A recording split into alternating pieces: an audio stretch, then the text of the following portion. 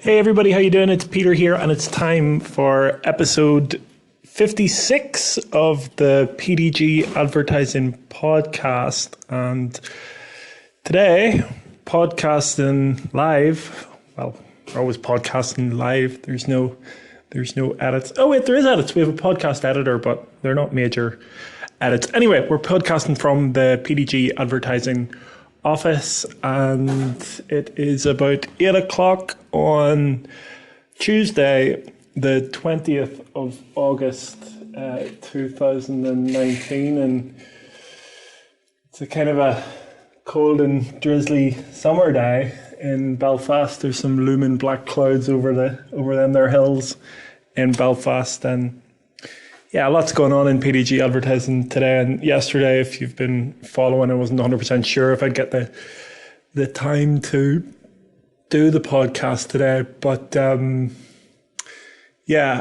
think it's really important to, and I enjoy it, and it's important to keep up this, the diary or documentation of what it is we're doing, and just, to go through and share the journey that we are on. So I had a really great day of doing things, and it's just myself and Anthony in the office today, and we worked out some creative things that we've been doing, and that all sounds very vague, but we worked on some adverts and some creatives, and a lot of things are starting to come together. It's busy right now at the PDG Advertising Agency in Belfast here. It's really busy, and it's not like we've taken on many more clients in the last few months. It's more that I'm hoping that it's more that we're adding more value to the customers that we have. Something really struck me just as we've been going through all of our customers over the last day and last week, but we're even making time for this podcast is very important, but we've sidelined this podcast so that we can add value to our customers. So if our customers aren't getting value, or we're not, if we've got stuff that we need to do for them, we get it done first before we do the podcast. And I guess that's why this podcast happens at 8 and 9 o'clock at night, and sometimes I'm in the apartment, and today I'm here just because there's been a lot to do, and I've been working on a lot of stuff, but it's not really good stuff. It's all quite it's quite obvious stuff for a digital advertising agency to be doing. So creating email campaigns, creating Facebook campaigns, troubleshooting, giving some honest feedback to a customer, something that we'll need to go into a little bit later on in this podcast, where we had to speak quite frankly about what a customer of ours is doing, or was planning to do anyway, until they spoke to us. I might still do anyway, but we need to let customers know whenever they're on the right path, and definitely flag whenever we feel like they're on the wrong path. And all of that sounds like it's adding value to our customer roster, which is great. And the reason why it's great is because I listen a lot to Gary Vaynerchuk, and God, could you imagine if someday that Gary Vaynerchuk would listen to this podcast? That would be pretty amazing, wouldn't it? Podcast PDG fans. Gary Vaynerchuk, if you don't know, is really responsible for a lot of what I do, completely indirectly, because I've never met him, and nor could I meet him right now, because aside from probably running up and giving him a big hug or something like that and getting beaten by security, he's very difficult to get in front of, even at a conference, and he would be mobbed in the street by people if he was seen. But I've listened to not all of his videos, but a lot of them for years. Followed him for I've been following him for about 6 years at this point. What is it really? Yeah, it's about 6 years of following what he does and buying his books and listening to his podcast. Not daily. I haven't listened to one for a while. And I'm not sure why I haven't. Again, maybe just because we were so busy, but taking some time today to listened to the Gary Vaynerchuk podcast, it really, I mean, I'm not ever going to compare myself to him, but and what he does. And just for those of you that don't know who he is or what he does, he is a digital advertising superstar. Like, you know, if my dream is for PDG Advertising to be the number one advertising agency in the world, but we are definitely not as good as he is, and not as good as his agency is, called Vayner Media. And I'm not sure, you know, how to describe that, but he just operates on a different, faster level than what we do, and it's clear to recognize that. But he's in my sights. He's the guy that I would want to compete with at some point, or to take over him at some point. Actually, no, definitely to compete with him, because we will, without a doubt, overtake him at some point. But is that going to be because he's old and can't do it anymore? I mean, is that really a victory? I don't know if it is. So what I'm aiming for is we're getting our world together here at PDG Advertising, and then in the future we're able to compete with big names like Vayner Media and Gary Vaynerchuk. Now, why couldn't we? Why couldn't we have that ambition, and why couldn't we do that? I don't see any reason why not. Who's out there to stop us, or who's to tell us no, that you can't? And has anybody ever told us no that we can't? I don't think they have. So that's really important. But the reason why I bring him up is, while I was listening, we were going through our customer list, and it felt kind of busy today at a couple of points, and yesterday. But he said, you know, stop on his podcast. He was doing a Q&A, and he was saying, you know, add value to your customers. You know, that's what you want to do. Instead of, you know, if you want to be in an advertising agency and you want to do well, in order to safeguard your place and do really well, you need to focus on the ROI of your customers, not the ROI of your own business. And you need to invest in the things that are going to make sense for your customers rather than you. And that's how you do well as an advertising agency. And it was really cool. It was like a beacon of light. It was like, yes, that's what we're doing. That's what we're focusing on. That's our business model, and that's how we do things. So I was really pleased about that. And it really kind of fired me up throughout the day to, you know, hit things as hard as we could. And it's probably why I'm still here at 8:30. But as you know, on the PDG Advertising Podcast, that's not a rare thing, that I'll be, you know, still working a little bit later on, and I'm not complaining about it in any way, shape, or form. I'm lucky and grateful that I'm able to do that. Yeah.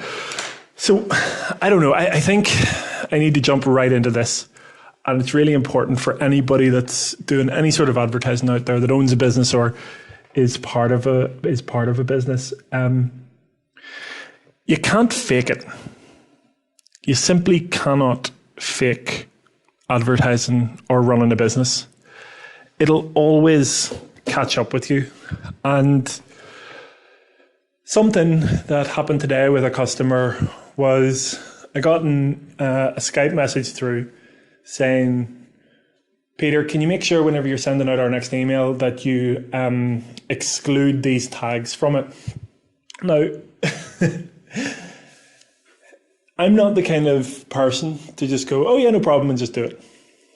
I'm definitely not that person.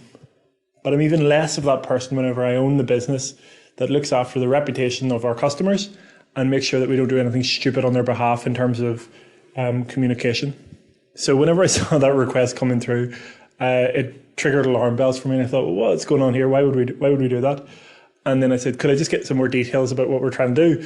Like, imagine me saying to another another business owner saying, well, hold on a second, what are you doing with your business there? It's my business because I make it my business. That business owner, my valued customer, would have every right to turn around and say, this has nothing to do with you.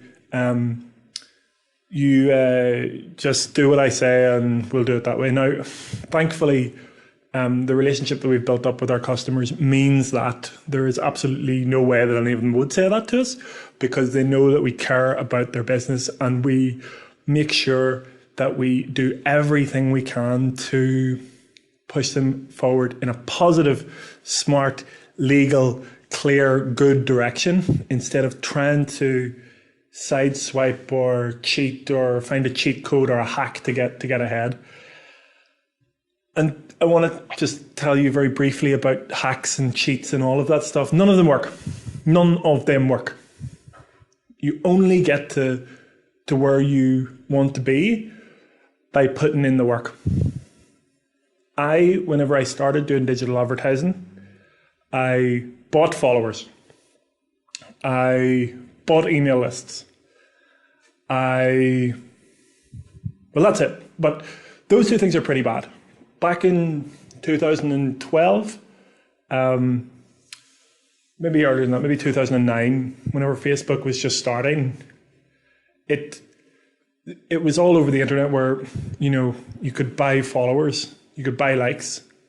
And it made sense to me at the time because I thought, okay, well, why don't we just do that and then we'll look more popular than we are? And a lot of people were doing it at the time.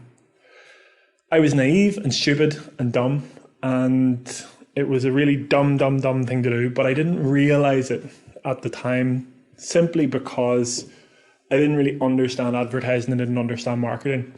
Take it from someone who, and that someone is me, who has seen people trying to buy followers and buy lists and buy email lists, that it never, ever, ever works.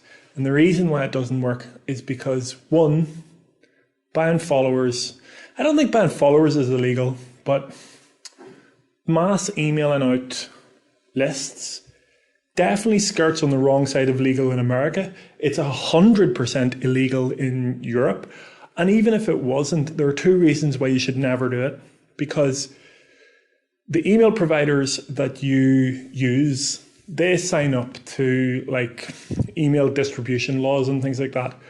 By buying a list of email addresses, am I too far into this? I wonder.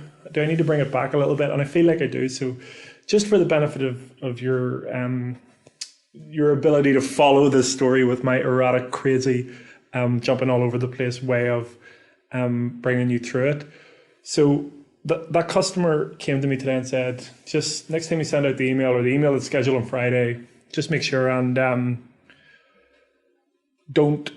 exclude these tags from this list. So you've got a list of, let's say, 10,000 people that we normally send it to, and the customers asked me to make sure and exclude it. So I asked for a little bit more details, and before I even asked, I knew what was going on. There are some emails that have been pulled into the list by some method that I don't know about, and because I want to be across their business and understand their business, I needed more details. And I suspected that they'd maybe bought a list from somewhere. And lo and behold, they had bought a list from somewhere. Now look, there are probably reputable list companies that call themselves reputable and allow you to buy lists, but it's not reputable, and it's not a good idea to do it and then dump it into an email system and then expect to be able to promote to send out an email to that list that you've just bought. And the reason is because, think about it. If you have a list yourself, would you ever sell it? Would you ever sell a list that you have built up? Would you ever sell a quality list, a quality customer list? You definitely wouldn't. You definitely wouldn't. So who on earth is going to give you a list for you to then sell? Why wouldn't they just try to sell on it themselves? There's no logic to that whatsoever. And the reason why I know is because I've been through it. I've bought lists and I've sent out emails to it a very, very long time ago, whenever the regulations, weren't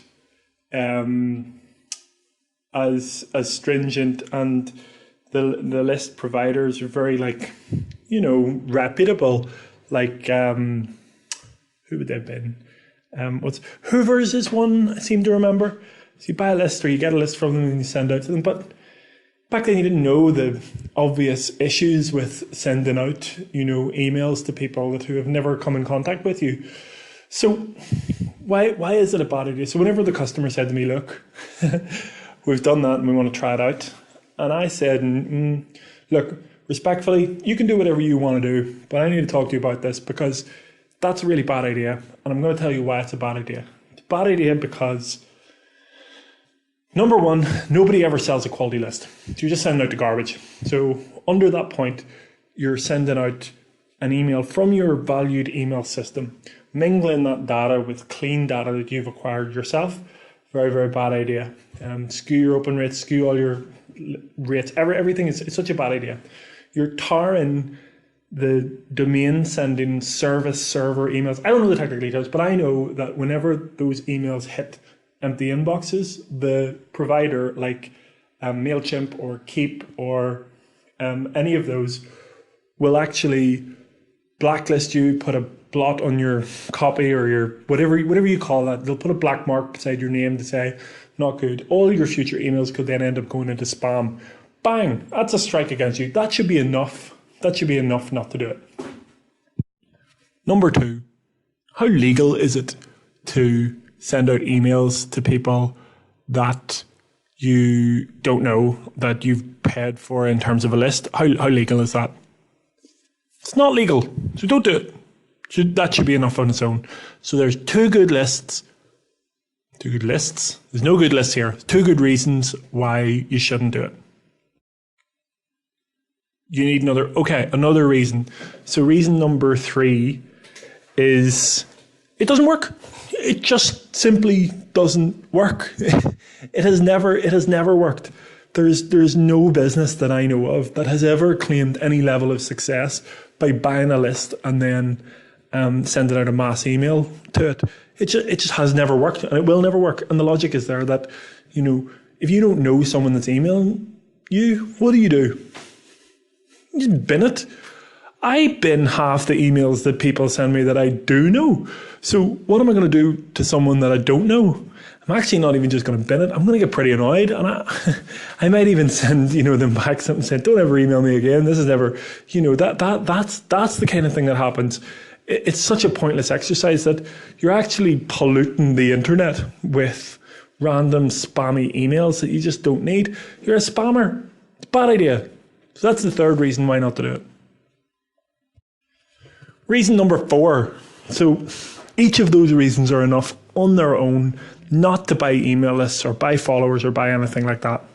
I don't know if it's illegal to buy followers. I don't know how legal or illegal that is. I don't know how much that matters. But here's one reason why not to do it. It teaches you nothing about your ability to attract people to what you do. If you buy a load of followers, you can never say, we attracted those because those people like what we do. You're just not. The logic there alone, again, for the 4th time, should say, do not buy an email list and an email out to it. So that's the 4th. That should be enough for sure. And as a bonus reason, in terms of buying followers and things like that, there's another reason why not to do that. If you buy a bunch of followers on Facebook or a bunch of likes on Facebook, and nowadays organic reach is about, goodness, it could be down as low as 3% right now, if not lower. Whenever you put a post out to 100 people, maybe only 2 people or 3 people could see that organically. You need to pay to get people to see the post that you're putting out. So by boosting posts or by adverts or whatever you have. If you pay for a load of followers, what's going to happen to the boosted posts you do? It's going to go to a load of fake accounts. So you're going to be doubly paying for fake accounts to see your posts. So these aren't even real people. So that's a really bad idea as well. So under the whole topic, and this whole rant of buying for lists and paying for stuff, there are no shortcuts. There is no, here, do this and you'll get ahead. There's none of that. There's none of that. There's only understanding what you're doing. There's only being in the moment. There's only being clear about what you're doing and trying to do your absolute best to understand the environment, understand what you're putting in front of people, and understanding the people that you're putting it in front of. That's all there is. There are no shortcuts. There are no cheap tricks. There's no easy ways to do it. If there was, everybody would be doing it, and you would be hearing about it. You would be hearing about how all these people did really well from doing it. Rant over. Oh my goodness, that podcast went for 19 minutes, and that is just me shouting about email addresses. I guess the one thing that I want to be clear about was my customer is wonderful and listened to what we had to say, and I'm really glad we were able to have that intervention opportunity.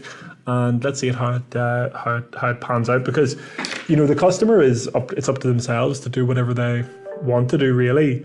And it's not up to us to, tell the customer what to do. It's really up to us to advise and make sure we're giving them all the information that they have to do a great job. But again, I'll bring it back to the start. I think that adds a lot of value into what we do. As always, I really appreciate you listening. We got a little notification on the phone today saying that more people have been listening to the podcast. So I really appreciate that. So thank you. And I look forward to next time. I'm not sure if it'll be tomorrow or later on in the week, but look, let's see how we get on. And I'll speak to you soon. Have a great day or evening or morning or whatever it is that you're doing right now.